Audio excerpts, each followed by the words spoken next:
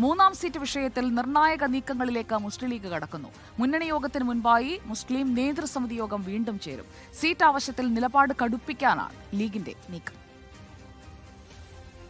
വരുന്ന 14-ന് ചേരുന്ന UDF ഉഭയകക്ഷി ചർച്ചയിൽ സീറ്റ് വിഷയത്തിൽ അന്തിമ തീരുമാനമെന്നാണ് കോൺഗ്രസ് നേതൃത്വം ആവർത്തിക്കുന്നത്.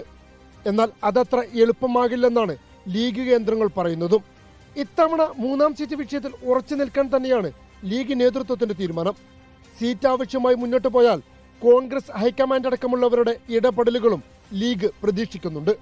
മലപ്പുറം ജില്ലാ ലീഗ് ഓഫീസിൽ വെച്ച് ചേർന്ന നേതൃയോഗ ശേഷം മൂന്നാം സീറ്റ് വിഷയത്തിൽ ഉറച്ചു നിൽക്കുന്നുവെന്നായിരുന്നു ലീഗ് നേതാക്കളുടെ പ്രഖ്യാപനം.